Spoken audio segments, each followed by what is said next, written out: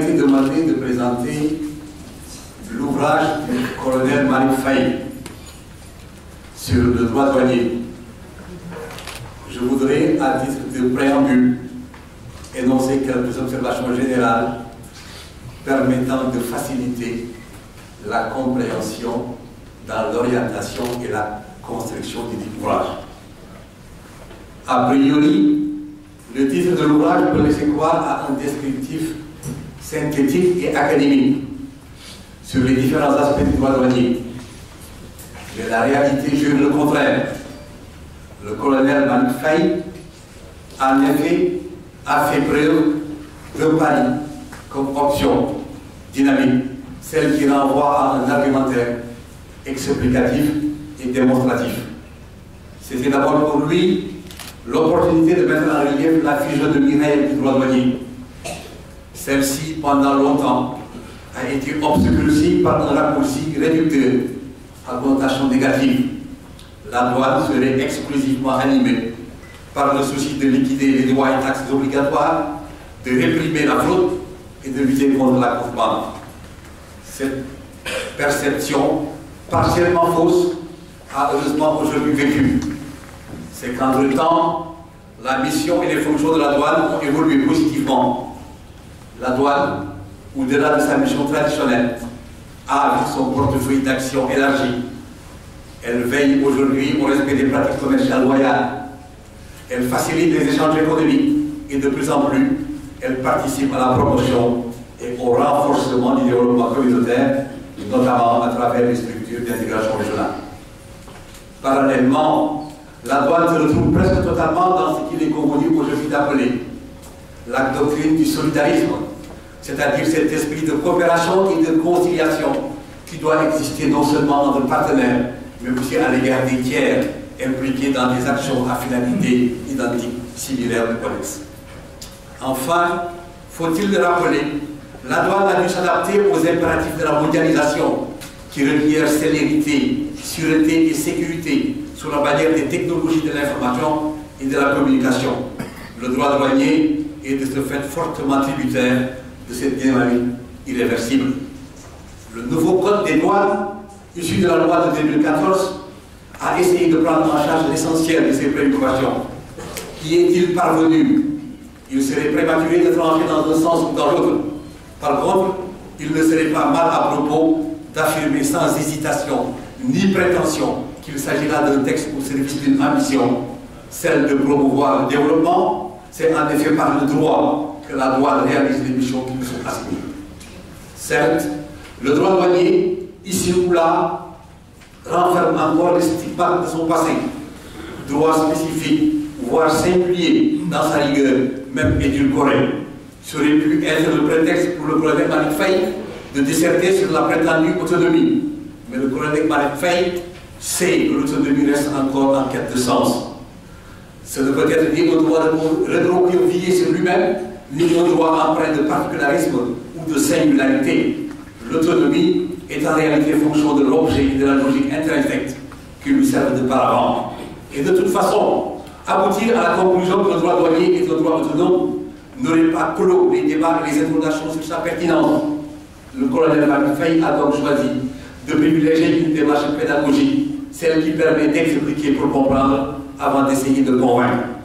Le jury de sa thèse, objet de cet ouvrage, a rendu son verdict. Il avait exprimé à l'époque et à l'unanimité ses sentiments satisfactoires. C'est ce travail que je suis aujourd'hui chargé de présenter. Mais seul, je crains de pouvoir être aussi objectif que le jury pour avoir été impliqué, certes de façon minorée, à l'achèvement de cet ouvrage. Il comporte l'ouvrage en question 313 pages, à l'intérieur desquelles on trouve deux parties accompagnées d'une préface et d'une postface, une bibliographie abondante et mise à jour et une table de matière bien structurée. L'introduction a permis à l'auteur de situer judicieusement son propos en mettant en relief la problématique de sa réflexion. Quelle est en réalité la place du droit douanier dans le droit positif? Le droit positif à l'épreuve du droit douanier. Avant d'y répondre, le colonel Malik Faye a senti le besoin d'opérer une sorte de mise en cohérence sémantique à propos de termes et notions généralement sollicitées, sans jamais être définies. tels que la teneur ou la portée du droit commun, du droit positif ou encore du droit économique. C'est seulement à l'issue de cette opération Glasnost, pour parler comme aujourd'hui de la transparence, que le colonel Malick Faye a décliné la teneur de ses réflexions en distinguant deux termes complémentaires. D'abord le droit douanier dans le droit pénal, ensuite le droit douanier hors du droit pénal. La première symphonie, c'est le droit douanier dans le droit pénal. Cette symphonie, elle est composée de deux questions. L'appréhension de l'infraction douanière et la neutralisation des mécanismes de la responsabilité pénale. Sous le premier terme, le colonel Malick Faye met l'accent sur les éléments constitutifs de l'infraction douanière qui sont différents sensiblement de ceux du droit commun, surtout à propos de son versant intentionnel. On sait, en effet, qu'en droit pénal classique, on enseigne avec une constante sans révision que l'infraction suppose un triptyque, un élément matériel, un élément légal et un élément intentionnel, commettre une action, une abstention prévue et punie par la loi, mais avec une volonté consciente et éclairée. C'est, dit-on, l'élément intentionnel qui peut se présenter sous des formes diverses qui rendent la notion davantage floue. Mais cela n'a pas empêché à la jurisprudence encouragée par la doctrine de décider de façon constante que toute infraction, même non intentionnelle, suppose que son auteur ait agi avec intelligence et volonté. Le droit douanier, lui, en faisait une autre lecture qui traduisait éloquemment l'article 265 ancien, au terme duquel le juge ne peut exécuter les contrevenants sur l'intention. Heureusement, l'article 347 nouveau a tempéré cette radicalité, même si l'évolution reste encore timide. Parallèlement, l'auteur, le colonel Malick Faye, s'est évertué à faire prendre conscience de la vigueur induite par le procès verbal dans la constatation de l'infraction. En effet, selon les cas, le procès verbal peut avoir jusqu'à inscription de faux, contrairement au droit commun où il ne peut avoir que la vertu de simple renseignement. C'est une fois que l'infraction est constatée que la sanction prononcée que l'on peut apprécier le second terme qui indique comment le droit douanier parvient à neutraliser les mécanismes de la responsabilité pénale. C'est ici en effet que le droit douanier semble être le refuge, voire la source nourricière de tout ce que le droit pénal traditionnel essaie d'endiguer. Présomption de culpabilité, renversement du fardeau de la preuve, complicité étendue jusqu'à l'intérêt à la faute. Il s'agit là d'autant d'éléments qui finissent par laisser au juge peu de marge d'appréciation, aussi bien au niveau des poursuites et de l'instruction que sur le fond. Même s'il est reconnu aujourd'hui au juge d'apporter le cas échéant des circonstances atténuantes ou le sursis, il s'agit encore d'une liberté toujours surveillée. L'intérêt du droit douanier est cependant moins pesant lorsqu'il se manifeste en droit pénal. C'est la seconde position, le droit douanier hors du droit pénal. Ici, l'auteur envisage le droit douanier dans ses rapports avec le droit des sûretés et le droit de la responsabilité. En droit commun, le droit des sûretés fait partie des matières harmonisées au sein de l'OADA. L'acte uniforme qui est relatif ne peut donc entrer en conflit en principe avec le droit douanier parce qu'il lui est supérieur. C'est donc au droit douanier de s'y conformer, étant entendu qu'il est inopportun d'invoquer la maxime d'interprétation selon laquelle la loi spéciale dérogerait à la loi générale. Pourtant, la jurisprudence sénégalaise l'a pendant un moment compris autrement. En effet, dans l'arrêt Belbol du 1er février 1994, la Cour suprême, sur le fondement de l'article 288 ancien du Code des douanes, a pu décider, je cite, que la caution douanière, en l'occurrence la Société Générale des Banques, pouvait être tenue au-delà de ce que doit le débiteur principal, au motif qu'elle n'est ni une caution ordinaire du droit commun, ni un co-débiteur. Il aurait été alors nécessaire de changer d'appellation en visant notamment la garantie financière qui serait constituée par le cautionnement à première demande, qui n'existe pas en droit sénégalais. Le colonel Malick Faye a opéré une mise en ordre en rappelant que le cautionnement reste un contrat accessoire que l'acte uniforme fait prévaloir sur le droit douanier. C'est pourquoi l'auteur approuve typiquement la nouvelle rédaction de l'article 380 qui laisse envisager malgré tout la possibilité de faire supporter à la caution plus que ce que doit le débiteur principal. L'auteur révèle aussi que le droit douanier connaît une forme singulière de rétention, qui s'apparente au droit de rétention tout en s'éloignant. Une rétention qui ne peut s'exercer qu'en cas de flagrance, article 355 du nouveau Code des douanes. Par ailleurs, il y a le droit de la responsabilité. Si l'on écarte la responsabilité forfaitaire, la réparation forfaitaire pour saisie non fondée, le colonel Manifay a mis en perspective la spécificité de la responsabilité du propriétaire des marchandises. Il faut que le préposé ait détenu des marchandises prohibées. La chose objet du délit n'a pas à être jouer un rôle quelconque. Et c'est le salarié détenteur des marchandises qui est considéré comme responsable de fraude. Il semble en droit douanier, indépendamment de toute solidarité, que le préposé peut agir en responsabilité contre son commettant pour avoir subi un dommage du fait de la détention de marchandises prohibées. Il faudrait alors reconnaître que la singularité du droit douanier dans la responsabilité du commettant emprunte une certaine possibilité. Mesdames, Messieurs, telle me semble être la substance de l'ouvrage du colonel Malick Faye. On peut regretter avec lui qu'il n'y ait pas eu beaucoup plus de Agnès. On peut aussi regretter que l'université ignore encore le droit douanier comme discipline fondamentale. Mais on ne peut pas admettre avec moi qu'il est difficile de ne pas faire une référence dans l'ouvrage de Malick Faye.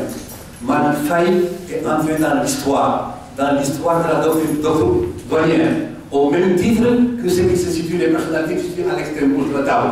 Je crois et je souhaite que ce serait le restreint de la doctrine douanière, ça juste encore. Mesdames, Messieurs, je vous remercie pour votre attention.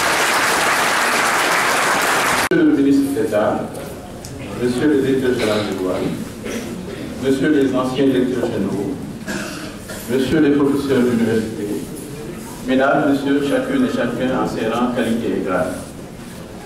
Le colonel Malick Faye, conseiller technique du directeur général des douanes, m'a fait l'infime honneur de me demander de discuter de son ouvrage qui porte sur le droit douanier sénégalais. C'est un infime honneur, mais en même temps un honneur redoutable. C'est un honneur redoutable parce que, non pas que l'ouvrage est technique, non pas que l'ouvrage est difficile d'accès, au contraire, je crois que tous ceux qui m'ont précédé ont témoigné des qualités exceptionnelles de pédagogie et d'expression claire de Malick. L'ouvrage est très abordable, très clair, facile d'accès, mais la difficulté essentielle vient de la matière en elle-même, le droit douanier. Et qui plus est, pour en rajouter à la difficulté, droit douanier sénégalais. Je crois que c'est toute une histoire qu'il va falloir discuter aujourd'hui, en tout cas dans le temps qui nous est imparti, pour en saisir la substance et inviter naturellement tous les acteurs à revoir un peu toute la dynamique douanière. Le droit douanier, et je voudrais reprendre l'expression de Roche de Lochenov de ce point de vue, qu'il a si bien qualifié en l'appelant un OJNI, un objet juridique non identifié. Pour simplement mettre en perspective la particularité et la singularité de ce droit qui déroge de façon fondamentale avec les règles juridiques classiques, quelquefois qui empruntent des mécanismes connus, mais qui les vampirisent pour en ressortir quelque chose de totalement différent au service de l'évolution de l'administration des douanes. Voilà l'ouvrage auquel on est aujourd'hui appelé à discuter, à échanger. Et vous l'accommoder, mesdames et messieurs, ce n'est pas quelque chose de facile. Mais pour en trouver la subtilité et la substance, en tout cas pour avoir une voie de sortie, je m'en vais simplement m'en remettre à la sagesse de Ibn Khaldoun, le grand soufi, pour en revenir à l'histoire. Si vous avez des difficultés, revenez toujours à l'histoire. Et je vais m'en revenir à l'histoire pour essayer de décortiquer un tant soit peu cette matière difficile, cette matière qui n'est pas facile. Et simplement de ce point de vue dire que les règles juridiques douanières ont, pour la plupart d'entre elles, été posées avant la Révolution française. Avant la Révolution française, parce que c'est extrêmement important, la source matérielle du droit sénégalais, le droit douanier, et le droit français.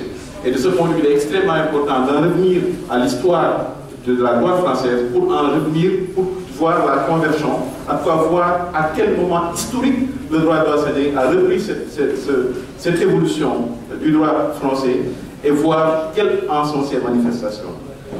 Donc, je disais que les règles juridiques douanières ont pour la plupart d'entre elles été posées avant la Révolution française et sont restées pour l'essentiel à l'abri de l'évolution du contexte dans lequel elles étaient apparues et auquel elles étaient parfaitement adaptées à l'époque.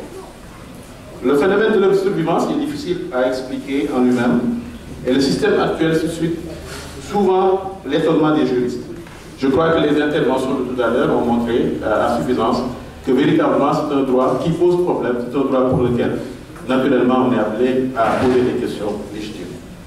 Si le droit pénal contemporain n'a plus rien à voir avec celui de l'ancien régime, et je voudrais marquer ici une petite pause pour dire que déjà l'appréhension du droit pénal est très difficile. Et je parle sous le contrôle du professeur Faye. Le droit pénal va jusqu'à sanctionner l'habitude. Avec son excellente sa thèse sur l'habitude en droit pénal, il a su montrer que c'est un droit tellement particulier que même l'habitude est sanctionnée, l'habitude en droit pénal. Donc si le droit pénal contemporain n'a plus rien à voir avec celui de l'ancien régime, si les vagues successives des réformes ont rendu méconnaissable la procédure pénale, on se contente souvent, en général, d'expliquer l'étonnante résistance du droit douanier par son caractère exorbitant. Ce qui, il faut le reconnaître, est bien souvent une constatation et non une justification. Aucun principe constitutionnel, aucune règle de droit naturel ne peut être invoquée pour justifier que se perpétue en matière douanière ces particularités qui sont bien connues. Les explications doivent sans doute être trouvées dans une nostalgie de l'opinion publique, inquiète d'un certain laxisme généralisé et satisfaire somme toute de l'existence d'un dernier îlot de sévérité qui a été préservé. De son passé respectable, le droit douanier a en effet conservé une vision essentiellement répressive. Dans la mesure où, selon les textes qui sont communs à tous les pays, la moindre violation des textes que l'administration des douanes est chargée d'appliquer constitue au moins une contravention dans la chaîne pénale. Quant à la structure même des infractions pénales, il est généralement enseigné que du moment où il s'agit d'infractions matérielles, il n'y a pas, sauf exception limitée, à se préoccuper de rechercher si l'auteur avait l'intention ou non de commettre l'infraction. Si, par exemple, une erreur d'interprétation de la loi a pu arriver à la commission de l'infraction. S'agissant des pénalités encourues, si les châtiments corporels ont disparu, et je rappelle que les premières sanctions en matière douanière, c'est le fouettage et c'est le marquage au fer rouge, pour témoigner un peu de l'origine extrêmement sévère de cette matière que nous sommes aujourd'hui appelés à étudier en profondeur à travers l'ouvrage que Marie Faye nous présente. S'agissant des pénalités encourues, si les châtiments corporels ont disparu depuis longtemps, l'emprisonnement est parfois encouru. Les amendes de principe également fixées à des niveaux extrêmement élevés, en fonction de la valeur des marchandises ou des droits compromis, et quelquefois également en fonction de la gravité de l'infraction. Mais surtout sur le plan procédural, que le déséquilibre entre les pouvoirs de l'administration et les droits des individus. Et sur ce point, je voudrais vous inviter à vous référer à l'excellente thèse que le professeur Boubacar Camara, ancien directeur général des douanes, a présenté et qui porte un peu sur la mise en perspective de ce déséquilibre entre le juge et l'administration dans la chaîne pénale douanière. Donc, mais sur au plan procédural, disais-je que le déséquilibre entre les pouvoirs de l'administration et les droits des individus et des entreprises est éclatant. À l'inverse de ce qui se passe dans d'autres domaines, les constatations douanières sont dotées, dès qu'elles sont consignées dans un procès verbal, d'une force pratiquement irréfragable, puisqu'elles ne peuvent être contestées que par la voie périlleuse. Bien sûr, il y a des nuances lorsque l'infraction est constatée par un agent ou lorsque l'infraction est constatée par des agents. Donc, la force probante des procès-verbaux n'est pas pareille. Donc, quant à la fixation de la sanction, il n'échappe à personne que le rôle du juge est singulièrement effacé. Par rapport à ce qu'il est en d'autres matières, donc ne pouvoir pas remettre en cause les affirmations de l'administration. Le juge est d'ailleurs rarement appelé à intervenir la plupart du temps. Les affaires donc se terminent de façon transactionnelle. Et de ce point de vue, il y a un élément extrêmement essentiel, parce que l'option qui est donnée à la personne qui est présumée avoir commis l'infraction, c'est de trancher ou aller en prison. Cela se présente comme un contrat d'adhésion. Or, même en droit civil, lorsqu'on parle de contrat d'adhésion, je parle sous le contrôle du professeur Issa Kadiakomiaï, donc en matière de droit des obligations, dans les cas de contrat d'adhésion, le droit permet des mécanismes qui permettent de remédier, tels que l'adhésion. Or ici, il n'y a pas ce mécanisme de lésion qui est prévu et qui pourrait lui permettre peut-être à la personne en relation, en tout cas qui est en difficulté à l'administration des douanes, de pouvoir utiliser ces pieds pour se sortir d'affaires. Ici, c'est simplement vous transigez ou vous allez en prison. Vous en convenez, mesdames et messieurs, c'est un droit qui, à bien des égards, présente un aspect extrêmement rigoureux et qui devrait évoluer. Et ce que Malik a essayé, en tout cas, explorer une piste qui devrait permettre de rééquilibrer un peu ensemble cet écart-là entre l'administration et l'office du juge. Donc, on comprend dès lors que cet édifice, plus ou moins, atteigne à certains égards, que devant cela, que des insatisfactions s'expriment et que se profilent des aspirations pour une modernisation du système douanier. Le problème n'est pas simple, on s'en doute. Même si au Sénégal, et je crois que Malik en a largement fait allusion, effectivement, nous avons un nouveau code depuis 2014 qui a humanisé dans une certaine mesure les dispositions répressives, en notamment élevant le seuil pour le mandat de dépôt obligatoire, en redonnant un temps ce peu la fierté aux juges. Je rappelle que dans le code de 87 qui a été abrogé, il y a même une disposition qui prévoit un chapitre qui est intitulé « Défense faite aux juges ». Et cela a été commis pour rendre compte un peu de cet équilibre qu'il doit y avoir entre l'office du juge et, disons, les pouvoirs de l'administration. Je veux dire également de ce point de vue, on a, dans le code de 87, il était prévu même d'engager la responsabilité du juge dans certains cas. Ce qui, vous en convenez, quand même, pose quelques difficultés. Somme toute, voilà la nature profonde et le caractère du droit douanier dont a choisi de parler Malik Faye. Il n'a pas choisi la facilité. Je crois qu'il est intellectuel, il a une certaine transversalité, il aurait pu choisir facilement une autre discipline plus simple, qui aurait présenté moins d'aspérité et qui aurait permis, peut-être en un temps record, de présenter une thèse, de faire un ouvrage. Choisir de travailler sur un domaine aussi complexe, aussi fermé, nécessite des qualités exceptionnelles dont il a fait preuve. Et je voudrais, de ce point de vue, souhaiter la bienvenue à Malik dans ce qu'on appelle la tribu des doganeristes. La tribu des doganeristes, c'est en fait le professeur Claude Gibert, qui a fait un ouvrage excellent en droit douanier, qui a créé cette tribu en simplement, disons, dénommant, en donnant l'attribution à tous ceux qui inspecteurs des douanes, en tout cas agents des douanes, ont soutenu une thèse.